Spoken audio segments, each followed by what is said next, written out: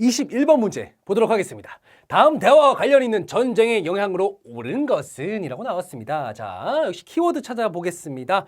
청군이 남한산성을 포위하고 있는 지금, 그쵸? 계속 싸운다면 백성들의 고통이 더욱 심해질 것입니다. 청과 화의를 맺어야 합니다. 라고 나왔네요. 자, 청군이 나왔고요. 청나라 군대죠. 그 다음에 남한산성을 지금 포위하고 있다라고 나왔습니다. 그 와중에 지금 백성들의 고통이 심해지니까 화의를 해야 된다. 자, 주화파인데, 주화파. 반면에 오랑캐와 군신 관계를 맺을 수 없습니다. 당시 오랑캐는 누굴 얘기하는 거죠? 청군을 얘기하는 겁니다. 이들과 군신 관계, 임금과 신하의 관계를 맺을 수 없다라는 거예요. 그렇기 때문에 목숨 걸고 싸워야 된다는 거예요. 그 주전론이죠.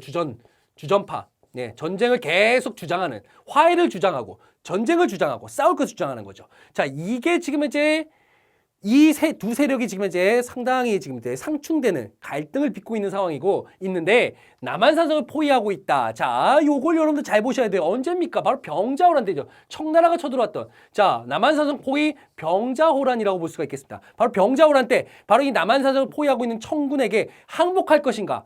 화해할 것인가?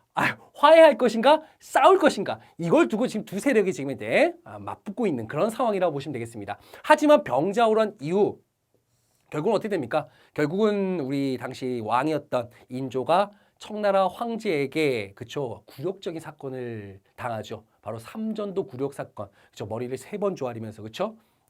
계속해서 이제 올라가는 9번 조아렸던 네, 그 바로 삼전도 굴욕 사건. 지금 이제 서울 송파에 있었죠. 삼전도 그쵸? 그 지역에서 이제 결국은 청나라에게 결국 청나라와의 군신 관계를 어떻게 합니까? 결국 수용을 하게 됩니다.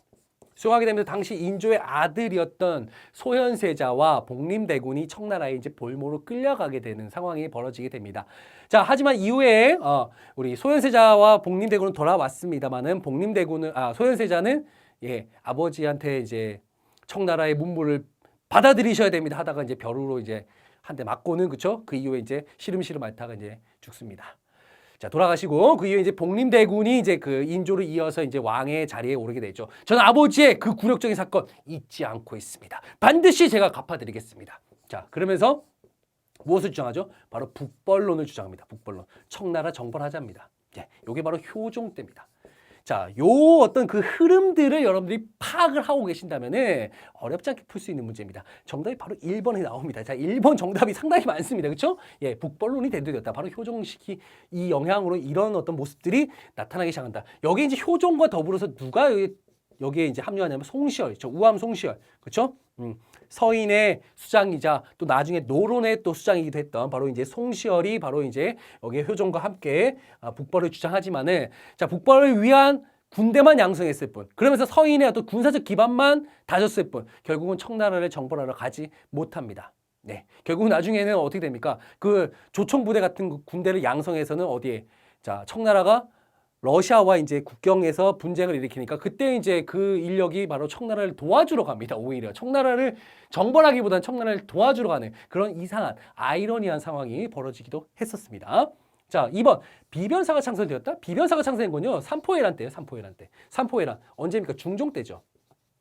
중종 때 이제 삼포해란으로 이제 비변사가 처음에 임시기구로 설치되었다가 이제 을묘외변 때 이제 상설 기구화되고 임진왜란 이후가 되면은 이제 비변사가 이제 국정 최고기구로 이제 변화하는 모습들 여러분들 조선 후기 어떤 정치적인 변화의 모습들 여러분 체크할 때 반드시 보시면 됩니다. 자, 그다음에 천리장성이 축소되었다. 천리장성 우리 역사에서 천리장성 2번이 있습니다. 첫 번째가 이제 고구려 때 고구려의 때 이제 당나라가 쳐들어왔을 때. 당나라가 이제 당태종이 이제 쳐들어오기 바로 전에 영유왕이 영계소문을 시켜서 요동 지역에다가 천리장성을 한번 쌓게 합니다. 바로 영계소문이 축조했던 천리장성이 있었고요. 그 다음에 이제 거란의 3차 침입 이후에 이제 우리 동북부 지역에 이제 천리장성을 또 한번 축조를 하게 됩니다. 두 번의 그 천리장성이 있었다는 거 여러분들 체크해 두시면 되겠습니다.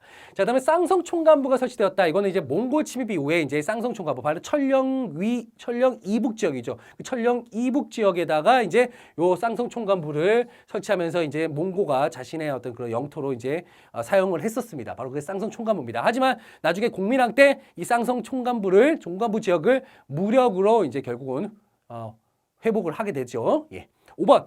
전국 각지에 척화비가 건립됐다. 척화비가 건립돼도 이건 또 근대사 쪽으로 넘어가야 됩니다. 근데 근대사 쪽에 이제 흥선대원군이 신미양요 이후에 이제 전국 곳곳에다가 이제 저때 서양놈들과 절대 통교하지 않겠다 이런 어떤 그런 글귀들을 남긴 척화비가 전국 곳곳에서 설치가 된다라는 거. 정답은 그래서 1번이 되겠습니다. 22번 가겠습니다. 가나에 대한 설명으로 옳은 것은 자, 김효원이 이주전랑의 물망에 올랐으나 그가 윤원영의 문객이었다 하여 심의겸이 반대하였다. 윤원영이라고 한다면 뭡니까? 예, 이건 나중에 이제 명종 때 이제 소윤, 그렇죠? 명종 때 있었던 대표적인 또 집권 세력입니다. 윤원영 일파입니다. 자, 소윤 세력이죠. 자, 문객이었다 해서 심의겸이 반대했고 그 이후에 심춘겸이 그렇죠. 심의겸 동생이 이주전랑으로 청거되었으나 이주전랑이라는 건데 인사권을 담당하는 아주 또 요직 중에 요직입니다. 자, 청거되었으나 외척이라 해서 자, 또 외척이라고 해서 김효원이 또 반대했다라고 합니다. 이로 인해 양쪽으로 편이 갈라져 서로 배척가 했는데 김효원이 세력을 가, 심의겸 세력을 나라고 했습니다. 자, 이런 거 헷갈리실 수가 있어요. 여기 이제 분명히 동인이냐 서인이냐인데 헷갈릴 수가 있는데 여기에 바로 뒤에 또 나옵니다. 쉽게. 김효원의 집이 동쪽 권천동, 심의겸의 집이 서쪽 정릉동에 있었기 때문에 이렇게 불렀다라고 합니다.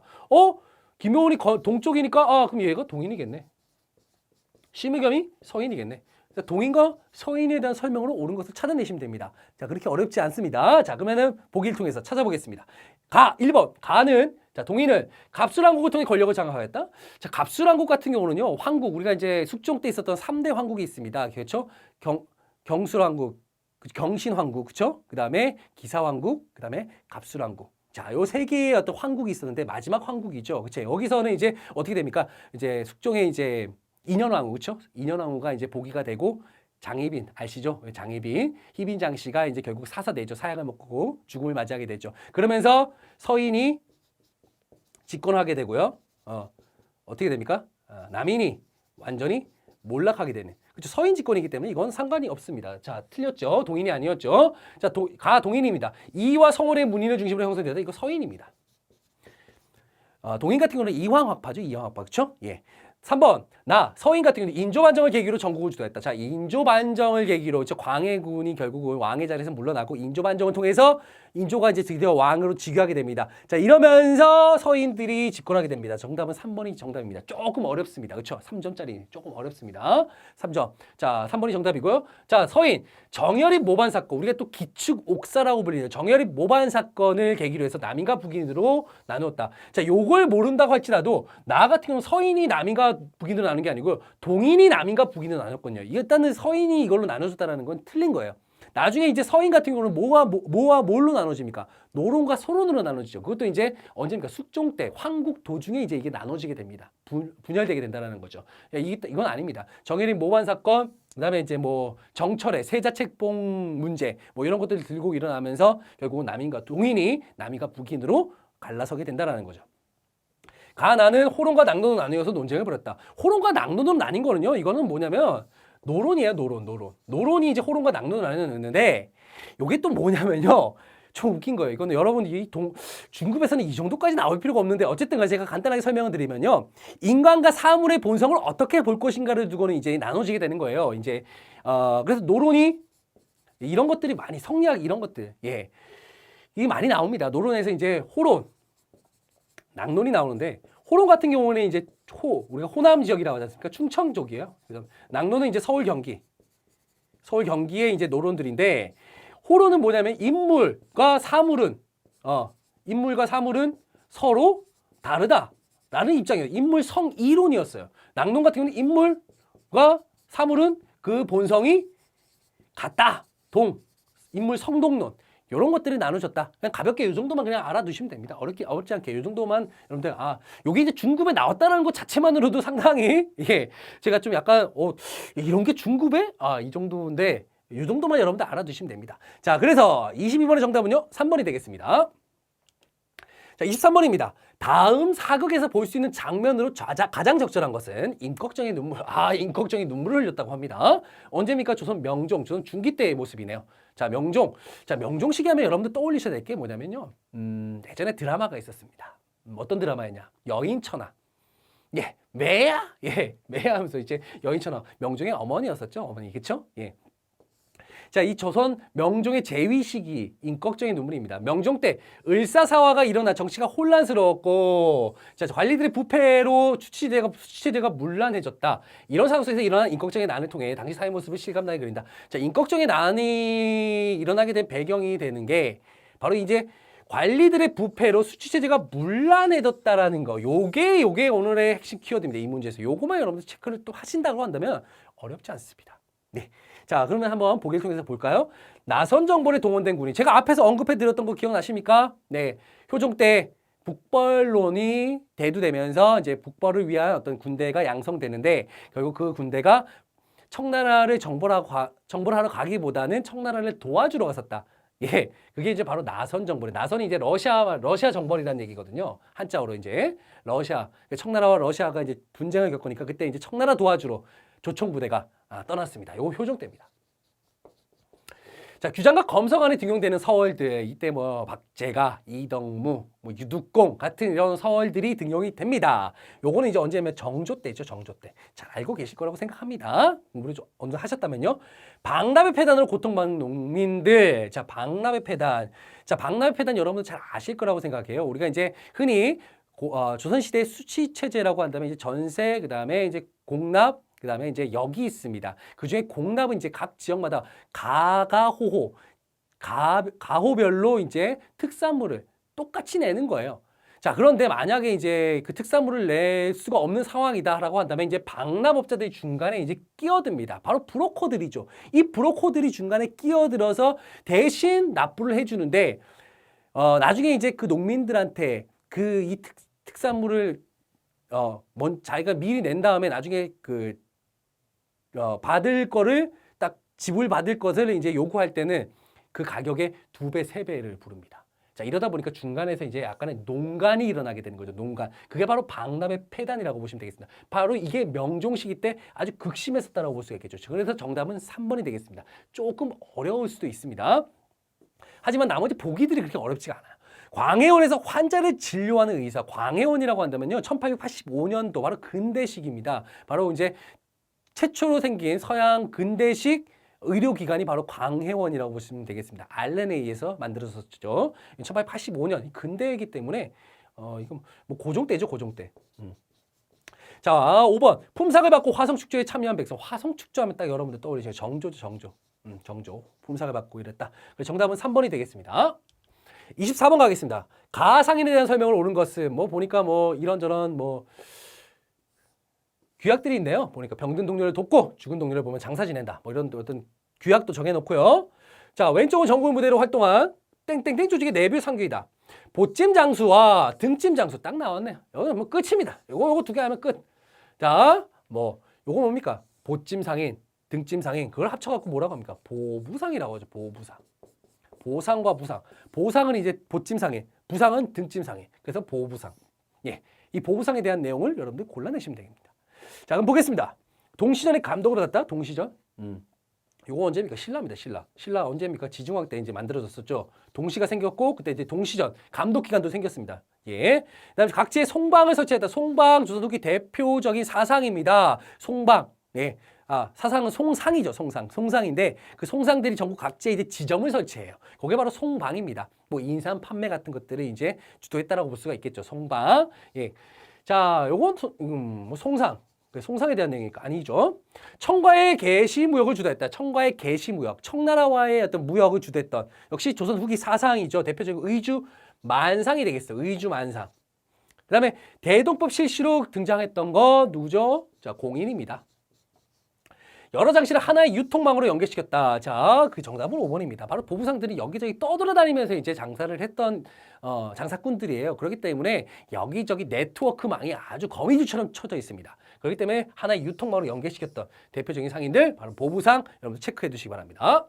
25번 가겠습니다. 가에 들어갈 문화유산으로 옳은 것은 이런 것도 좀 어렵게 느끼실 수가 있는데 역시 다른 것보다는 핵심, 특징을 여러분들 잘 파악해 두시면 어렵지 않습니다.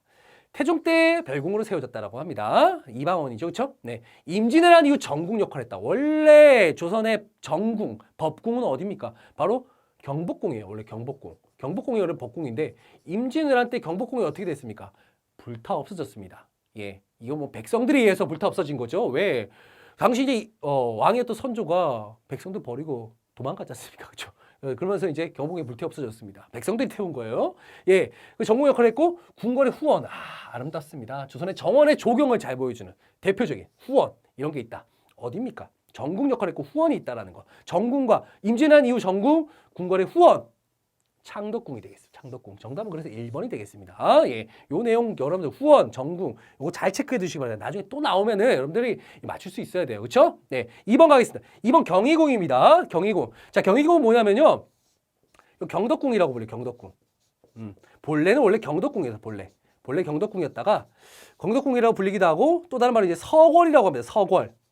우리가 이제 경복궁을 중심으로 해서요. 경복궁을 중심으로 해서 동쪽에는 뭡니까? 창덕궁, 그다음 창덕궁, 그다음 창경궁이 있어요. 그래서 창덕궁, 창경궁을 동궐이라고 합니다. 그래서 여기 이쪽에는 경덕궁이 있습니다. 경덕궁. 또 다른 말로 경희궁이죠. 요게 이제 경희궁이 이제 나중에 영조 때 바뀐 거예요. 영조 때. 자, 요게 이제 서궐, 예, 서궐이라고 합니다.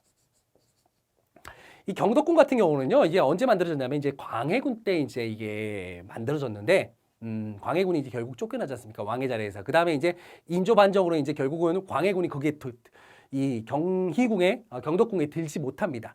자, 그러다가 이제 인조가 이제 이곳에서, 바로 이 경덕궁에서 정사를 보다가 영조 때 이제 그 명칭을 경희궁으로 바꿨습니다. 예. 잘 알아두시면 되겠고요. 창경궁 같은 경우 참 씁쓸한 역사를 가지고 있습니다. 자, 창경궁 같은 경우에도 이게 이제 태종이 이제 별궁으로 만든 거예요. 태종. 세종이 아버지였던 태종의 이제 별궁으로 이제 이걸 또 만들었는데 안타까운 역사는 뭐냐면요. 이제 1907년도에 우리 이제 마지막 조선 왕이었던 이제 순조죠. 순조. 그렇죠? 네. 이 순종의 순종 때 여기 뒤에다가 이제 뭘 지었냐면요. 동물원하고 식물원 같은 걸 만들었습니다. 우리나라 궁을 왕이 있던 궁을 식물원, 동물원으로 만들기도 했었다라는 거. 요거 잘 좀 봐두시면 좋습니다. 자, 경복궁은 우리나라 이제 조선시대 1394년 이제 산양으로 첨단하면서 이제 조선의 법궁, 정궁으로 이제 지어졌던 게 바로 경복궁이죠. 자, 그러다가 이제 임진왜란 때 불타 없어졌다가 소실되었다가 자, 고종 때 바로 흥선대원군의 지시로 인해서 경복궁 중건 사업이 벌어지게 됩니다. 자, 그래서 지금까지 계속 그 상태로 남아있다라고 보시면 되겠고요. 자, 우리가 이제 경궁이라고 불리는 덕수궁입니다. 덕수궁 같은 경우는 이게 좀 이것도 또 안타까운 사연이 있는데 이 덕수궁 같은 경우에는 이게 원래는 이걸 경궁이라고 불렸는데 이제 1907년도에 이제 고종이 헤이그 특사 사건을 통해서 이제 결국 황제 자리에서 이제 물러나면서 이제 고종에게 양위하게 됩니다. 그러면서 이제 순종은 이제 창경궁에 이제 머물게 됐고요. 그 다음에 이제 고종 같은 경우는 이제 이 덕수궁에 머물면서 일제가 이제 원래 경궁이었는데 일제가 이제 궁호를 덕수로 바뀝니다. 덕수로 바꾸면서 이제 당시 이제 덕수궁이라고 이제 불리게 되었다. 이렇게 봐두시면 되겠습니다. 자, 그래서 25번의 정답은요, 예, 1번이 되겠습니다. 26번 가겠습니다. 가에 들어갈 내용으로 옳은 것을 보기 위해서 고른 것은 자, 본 연구에서 조선 후기에 유행한 서민문화. 이거 자주 나오는 문제예요. 조선 후기. 딱 보니까 그렇죠? 예. 조선 후기 어떤 서민문화의 어떤 모습을 보고 계십니다. 조선 후기 서민문화. 자, 그 서민문화에 대한 내용으로 옳은 것은 그러니까 조선 후기 서민문화가 맞냐 안 맞냐? 예, 그걸 찾아내시면 되는 문제예요. 우리 조선 후기 서민문화는요. 너무나 많이 출제가 되고 있습니다. 왜냐하면 서민문화와 조선 후기 경제를 또 엮어서 같이 이렇게 연결시켜서 또 이렇게 문제가 나오기도 하니까요. 서민 문화와 그다음에 조선 후기 경제의 모습은 반드시 체크해 두셔야 된다는 걸 제가 여러분들께 강조해 드리겠습니다. 아시겠죠? 자, 그러면 1번 기억부터 한번 볼까요? 사회 모순을 비판한 한글 소설, 홍길동전, 춘향전 같은 한글 소설들이 엄청나게 나옵니다. 조선 후기 맞습니다. 2번 니은 양반의 위선은 해학적으로 풍장. 그렇죠? 이제 양반들이 엄청나게 많아지죠. 그렇죠?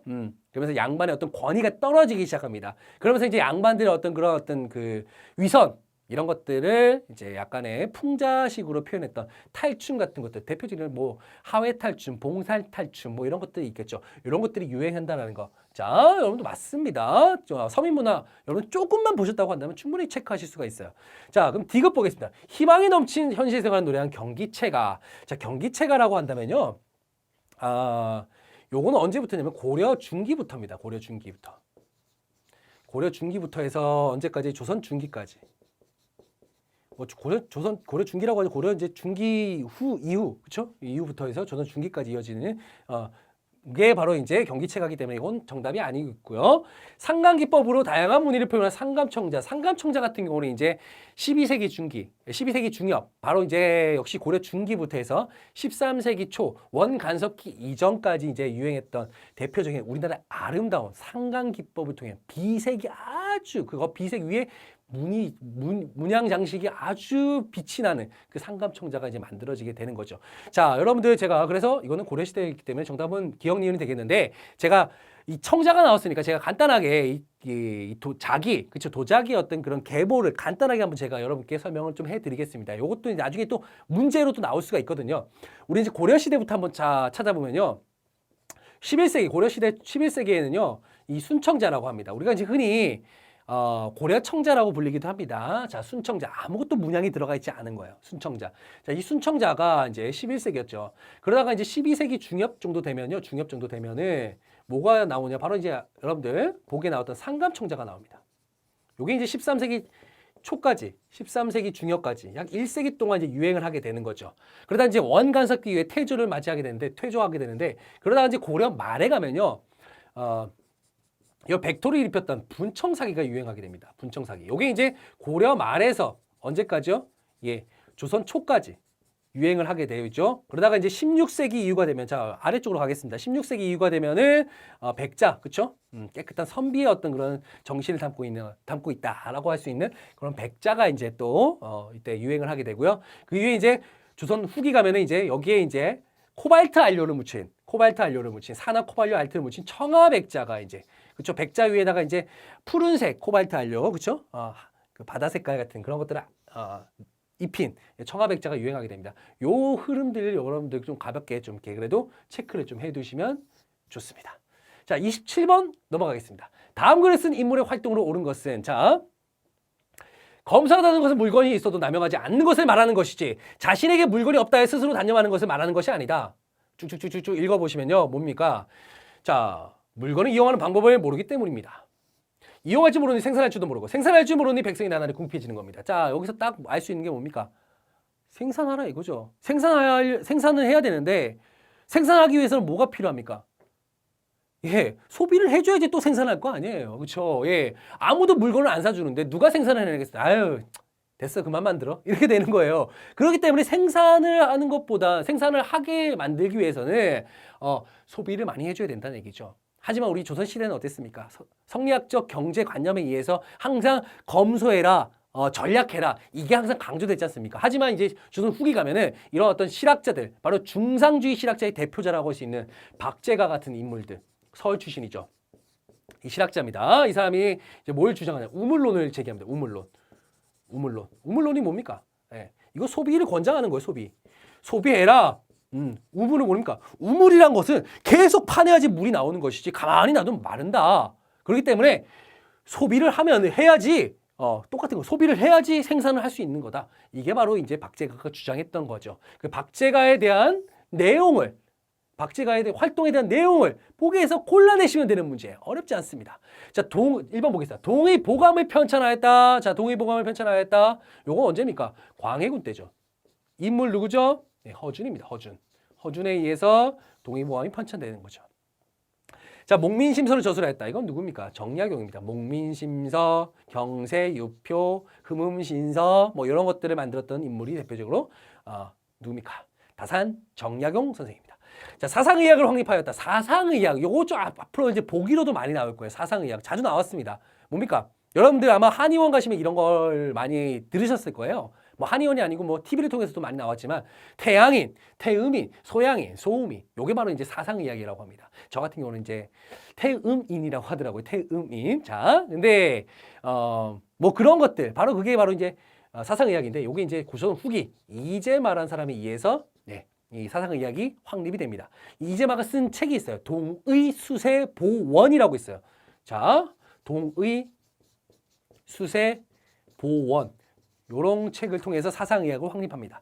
4번, 청문물의 수용을 주장했다. 자, 바로 대표적인 인물, 박제가 같은 인물들은 청문물의 수용을 주장합니다. 중상주의 실학파예요. 상공업을 육성하자는 쪽이죠. 상공업을 육성하자. 뭐 박제가 이외에도 이제 박지원도 있고요. 그다음에 홍대용, 그다음에 유수원 이런 같은 인물들이 바로 대표적인 중상주의 실학자라고 볼 수가 있겠습니다. 그럼 중농주의도 있습니다. 나라가 잘 살기 위해서는 우리 농민들, 대부분이 다 농민들인데 바로 농민들을 육성해야 된다. 그 중에서 이제 누굽니까? 뭐 소작농을 육성하자는 게 아니고 자영농을 육성하자는 쪽으로 합니다. 바로 중농주의 실학자들이 있죠. 대표적으로 이익이 있고요. 정약용이 있고요. 뭐 그런 인물들, 대표적인 인물들이 바로 중농주의 실학자들이라고 보시면 되겠습니다. 이 실학에 대한 부분들은요, 여러분들 반드시 체크를 해두시기를 제가 또 강조드리겠습니다. 자, 그래서 정답은 4번이 되겠습니다. 5번, 북한 선비가 진흥왕 순수비위를 밝혔다. 이거 김정희 선생이에요. 추사 김정희. 뭐 우리 김정희 선생 하면은 떠올리는 게 뭐가 있습니까? 추사체. 이것만 딱 떠올리시는 분이 있는데 금석학에도 상당히 일가견이 있었던 분이십니다. 금석학. 금석학이라는 게 뭐냐면 비석이라든가 아니면 뭐 그쵸. 그런 어떤 내용들을 비석에 적혀 있는 내용들을 이제 이런 것들을 고증하는 것들 이런 것 금석학이라고 하거든요. 그래서 김정희가 썼던 책이 있습니다. 금석과안록이라고 있어요. 여기에 이제 북한산비뿐만 아니라 저쪽에 이제 황초령비, 요 황초령비도 이제 진흥왕 순수비임을 밝혔다라고 나와 있습니다. 자, 그렇기 때문에 여러분들 5번 같은 경우도 아니죠. 그래서 정답은 4번이 되겠습니다. 28번 가겠습니다. 다음 자료로 알 수 있는 사건에 대한 탐구 활동으로 가장 적절한 것은 어렵지 않습니다. 키워드 찾아내시면 돼요. 강화도 침범했답니다. 누가? 미국이요. 미국이 강화도 침범했어. 여기 누가 막았습니까? 어제현 장군이 막았습니다. 어디로 들어갔습니까? 광성보로 들어갔답니다. 끝입니다. 더 이상 안 봐도 됩니다. 미군 대가 어제현 장군이 이끌고 어제현 장군이 이 군대를 이끌고 광성보로 들어갔다. 이거 뭡니까? 신미양요입니다. 신미양요. 뭐 많이 볼 것 없습니다. 빨리 풀 수 있는 문제는 빨리 풀고 가는 게 제일입니다. 그렇죠? 예. 자, 그러면은 보기를 통해서 한번 볼까요? 자, 삼국간섭의 원인을 분석한다? 삼국간섭. 삼국은 누굴까요? 러프독입니다. 러시아, 프랑스, 독일. 이게 언제 발생했냐면요.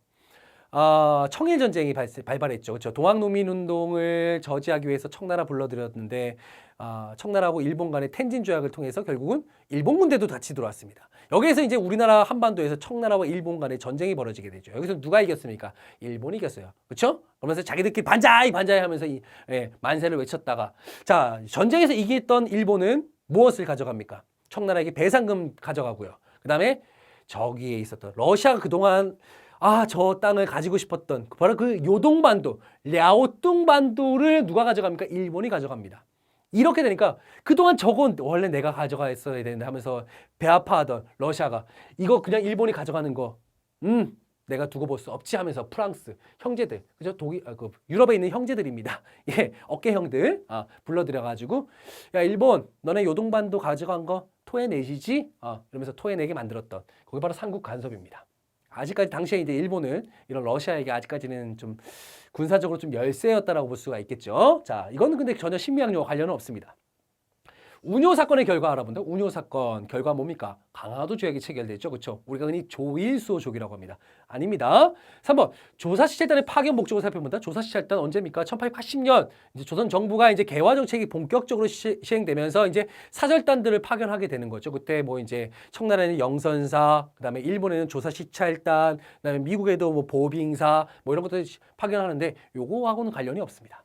자, 4번 외교장각 도서의 반환 과정을 정리한다. 요거는 이제 외교장각 딱 하면 나오는 거 병인양요라고 볼 수가 있겠죠. 5번 제너럴 샤머너 사건의 영향을 조사한다. 바로 신미양요의 발생 원인이 무엇에서부터? 제너럴 샤머너 사건이라고 볼 수 있겠죠. 제너럴 샤머너 사건은 언제였습니까? 1866년도. 그렇죠? 자, 제너럴 장군 셔먼의 배가 그쵸 미국 상선이에요. 근데 미국 상선이 당시 평양의 대동강 기슭을 지나서 약간 행패를 부리면서 이제 통상을 요구하게 됩니다. 이때 이제 당시 평양 감사했었던 박규수와 이제 평양에 있는 국민들이 이거 저들의 행패를 그냥 두고 볼 수 없다 해갖고 정박해 있는 배에다가 저 뗏목에 이제 볏짚 같은 걸 모아서 불을 태워가지고 이제 딱 보냅니다. 화공 작전이었죠. 그러면서 이제 당시 제너럴 셔먼을 불태웠던 사건. 요게 이제 이게 제너럴 셔먼 사건인데 요걸 계기로 해서 이제 1871년도에 요걸 구실로 해가지고 한 5년 후에 예, 미국이 쳐들어옵니다. 요걸 구실로 하기보다는 이게 진짜 기분 나빴던 바로 쳐들어왔어야 되는데 뭔가 통상을 할 수 있는 것도 건덕지를 마련해야 되는데 이걸 이제 건덕지를 활용한 거라고 볼 수가 있겠죠. 예. 자, 그래서 정답은 몇 번입니까? 예, 5번이 정답이 되겠습니다. 29번 가겠습니다. 다음 사건이 전개된 시기의 상황으로 옳은 것은 철종이라고 합니다. 조금 어려웠어요. 약간 어려울 수 있어요. 자, 근데 경산도 안핵사 박규수가 아래기를 근본 진주의 난민들. 자, 진주의 난민들 어렵지 않네요. 그렇죠? 소동을 일으킨 것은 오로지 전 우병사 백낙신이 탐욕을 부려 수탈했기 때문입니다. 뭔가 지방간에 수탈이 있었다는 거죠. 이 때문에 군정이 들끓고 여러 사람의 노여움이 한꺼번에 폭발해요. 전해들지 못했던 변란이 갑자기 일어난 것입니다. 라고 하였다. 철종입니다. 진주 난민들이 있고 안핵사 박규수. 자, 이런 것들이 있다라고 했을 때. 자, 여러분 충분히 체크할 수 있는 부분입니다. 자, 뭡니까? 바로 언제입니까? 세도기 시기입니다. 세도정치기 시기입니다. 세도정치기. 자, 진주밀란이죠. 진주밀란. 그때 이제 진주밀란이었죠. 자, 진주에서 시작됐다가 요게 이제 전국으로 확산되면서 어떻게 됩니까? 이름이 자, 임술련도에 있었던 임술농민봉기라고 이제 칭하기도 합니다. 진주밀란에서 시작됐다가 전국으로 확산되면서 임술농민봉기라. 이거 언제였습니까? 1862년도죠. 그렇죠? 예.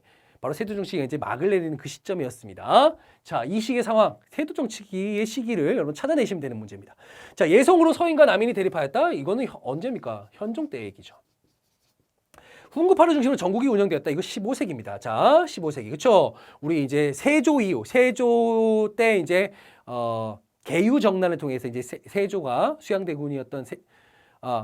수양대군이 이제 세조로 이제 즉위를 하게 되는 거죠. 세조로 즉위하게 되면서 이제 훈구들, 이제 관악파를 그 대를 이어가는 훈구들이 정권을 잡게 됩니다. 그러면서 언제까지 사림들이 등장하기 전까지 완전히 권력을 독점하게 되는 거죠. 그러다 이제 사림들과 결국 또 피나는 또 이렇게 정쟁을 벌이게 됩니다. 이게 이제 사화가 되겠고요. 결국은 이 훈구들은 도태되고 사림들의 세상이 왔습니다. 그들의 세상을 바라고 이제 어떤 정치가 이루어지냐? 바로 붕당 정치가 이어진다. 이렇게 여러분들 흐름들을 파악을 해두시면 되겠습니다. 자, 아닙니다. 삼정의 문란으로 농민 고통이 극심하였다. 자, 정답이 3번이죠. 세도 정치기 시기 하면요, 여러분 딱 떠올려야 되는 단어 두 가지가 있어요. 첫 번째, 그렇죠? 세 가지죠. 세 가지로 하겠습니다. 네, 첫 번째, 매간매지, 관직을 돈을 주고 삽니다. 네, 그러면서 관직을 돈을 주고 사다 보니까 당연히 내가 어떤 지방관으로 파견되었을 때 어떻게 됩니까? 본전 생각하죠. 예, 내가 얼만큼 돈을 들였습니다. 그만큼 뽑아내야 될 거 아닙니까? 본전 생각내야 합니다. 매간매직 첫 번째. 두 번째, 그들을 뭐라 그럽니까? 탐관오리라고 하죠. 자, 그 다음에 그 탐관오리들은 무엇을 합니까? 바로 조세, 뜯어내는 거죠. 백성들에게서 이제 말 그대로 백성들의 어떤 피와 땀을 뜯어내기 시작합니다. 그걸 뭐라 그럴까요? 우리가 삼정의 문란, 그렇죠? 삼정문란이죠. 그런 것들 딱 떠올리시면 됩니다. 세도정치기 하면요. 아시겠죠? 자, 4번 황제권 강화를 위해 대한국 국제가 선포되었다. 이거 언제입니까? 대한제국 시기입니다. 1897년도 이후입니다. 예, 7년 이후라고 보시면 되겠죠. 홍건적을 격퇴하면서 신흥문세를 성장하였다. 이제 고려 말입니다. 고려 말. 예, 고려 말의 모습이라고 볼 수가 있겠습니다. 정답은 3번이 되겠습니다. 30번 가겠습니다. 가해 발행을 추진한 인물의 정책으로 옳은 것은 보니까 딱 당백전이네요. 그렇죠? 당백전. 예, 당백전입니다. 백배 가치를 지었다. 명목상의 가치 상표동의 100배에 합해가는 해당하는 화폐가 발행됐다. 이는 왕실의 위험을 회복하기 위해 추진 중인 경복궁 중건 사업에 막대한 규모가 소요되자 취해진 것이다. 이번 조치로 부족한 재정 문제가 해결될 수 있을지 기초가 주목된다. 전혀 해결이 되긴 했지만 상당히 또 많은 또 안 좋은 것들을 많이 낳았던, 양산해냈던 게 바로 당백전이라고 보시면 되겠습니다. 자, 경복궁 중건 바로 이제 언제입니까? 흥선대원군의 개혁 정치 중에 하나죠. 흥선대원군. 그렇죠? 바로 흥선대원군의 어떤 모습을 찾아내면 되는 겁니다. 흥선대원군 하면 몇 가지 이제 개혁 정책들을 펼쳐나갑니다. 첫 번째 이제 왕권 강화. 자, 왕권 강화가 있고요. 그 다음에 이제 뭐가 있습니까? 민생 안정책이 있죠. 자, 그와 함께 대내적으로 이 두 개가 핵심이 되겠고요. 뭐 대외적으로 한다면 이제 통상수교 거부 정책이 있겠죠. 우리 아까 신미양조 같은 것도 그거라고 보시면 되겠습니다. 통상수교 거부 정책. 이게 이제 대외적인 어떤 그런 모습이라고 볼 수가 있겠죠.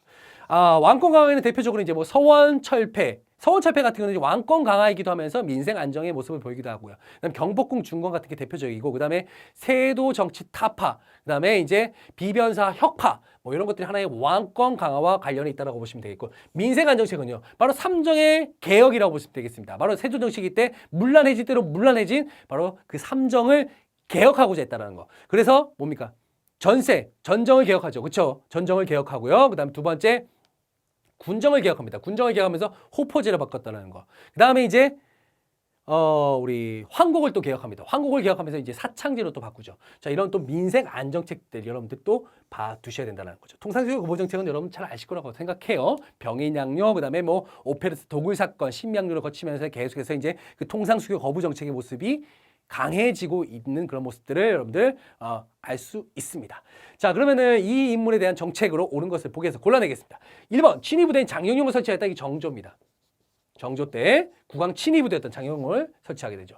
자, 2번 조선의 기본법제는 경국대전을 편찬하였다. 이거 언제입니까? 성종 때죠.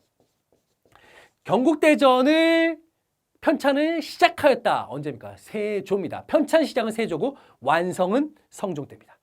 3번 황국의 폐단을 없애기 위해서 사창제를 실시하였다. 정답이 아까 제가 말씀드린 3번이 정답이 되겠습니다. 4번 관리들의 재교육을 위해 초계문신제를 운영한 초계문신제 역시 정조입니다. 정조. 초계문신제라고 하는 건 뭐냐면요. 당하관들, 그쵸? 당상관, 당하관인데 약간 좀 하급 관리들, 그리고 신진 관리들, 이들을 재교육시키는 겁니다. 왜냐? 당시 이제 정조는 항상 왕위에 올랐을 때 좀 정적이라고 할 수 있는 세력이 어떤 세력이었습니까? 바로 노론들이었죠. 그 노론들, 늙어 빠진 그 노론들을 견제하기 위해서 이제 새로운 세력들을 키워내는 거예요. 그럴 때 바로 이제 그 규장각에서 바로 이 젊은 관리들, 신진 관리들, 그다음에 약간 관직이 낮은, 품계가 낮은 그런 관리들을 키워내는 그런 초계문시제를 또 실시하기도 했었다는 거죠. 자, 5번 붕당유세 폐해를 경계하고자 무엇을 탕평비를 건립하였다. 이거 언제입니까? 영조 때입니다. 영조 때. 자, 영조의 그 앞시기가 뭐였습니까? 자, 뭐 경정은 금방 1년 만에 죽었으니까요. 그다음에 이제 뭐 숙종 때 계속해서 그 싸움, 그렇죠? 그 당파 싸움이라고 할 수 있는 부분들, 그렇죠? 우리 권력층들끼리 서로 다툼이 벌어지는 그런 황국의 어떤 그런 모습들을 봐왔습니다. 자, 그러면서 이제 뭔가 좀 그냥 평안스럽게 서로 이제 같이 평화스럽게 좀 이렇게 뭐 정치를 좀 펼쳐나가자는 의미에서 당시 성균관 앞에다가 이제 탕평비를 또 건립하기도 했다라는 거 알아두시면 좋습니다. 자, 그래서 정답은요, 3번이 정답이 되겠습니다.